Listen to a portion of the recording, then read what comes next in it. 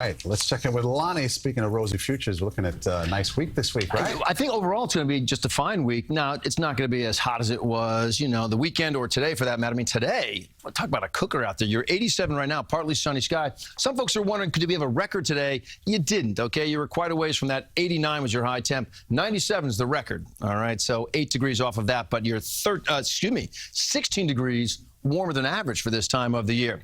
Taking a peek at what's out there right now, okay? There are a few clouds making their way through for some folks. You see a little flash of light green on the radar map. Whenever you see that light green color, even the darker green, but the light green especially, that's a raindrop barely making its way down to the surface. It's not much of anything. A little darker green color you see maybe skimming the northern fringes of Sullivan County. A little shower here or there, not much of anything. The bigger picture will show you.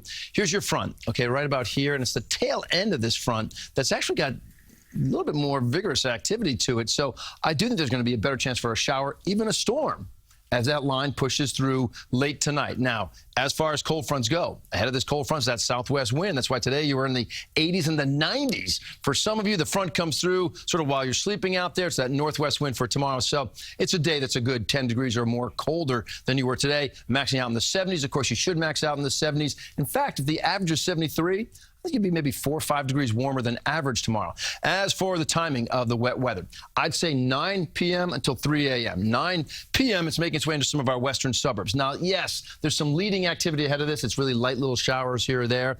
But the line that could have some storms, not for everybody, but they could have some storms out there, comes in around 9 p.m., maybe over the city around midnight, stretching from Fairfield County at that hour all the way down to Monmouth and Ocean County. By 3 a.m., it's just nipping at the east end of Long Island. Then it pushes out of here. Tuesday ends up being a fine-looking day. Now, it's cooler, 76 degrees, partly sunny skies, still some clouds out there, but it's less humid, and it's a nice Tuesday. Tropics are loaded with names, all right? Jerry is going to stay, it's not going to make a landfall in Bermuda, but Bermuda will have tropical storm conditions going into your day tomorrow. Karen, we're going to watch that one very closely. We now have Lorenzo, all right, off the Cape Verde Islands. We'll watch these two. Lorenzo could end up being a big storm, but is it coming to us? Let's talk about Karen here very quickly. All right, tropical depression going right over Puerto Rico, we think, with some winds at 35 miles per hour. Big rainmaker, and then we'll watch this thing where it's going to go after Thursday. It sort of like meanders a bit. And does it push towards the U.S. shoreline? Does it curve from there? We'll watch it. Okay, that's Karen. Lorenzo's coming off the African coast, and it's going to really grow to what could be a major hurricane. Remember, majors are 3s, 4s, and 5s. Could get up to a Category 3 status, but right now, I'm going to knock on the plexiglass, gang.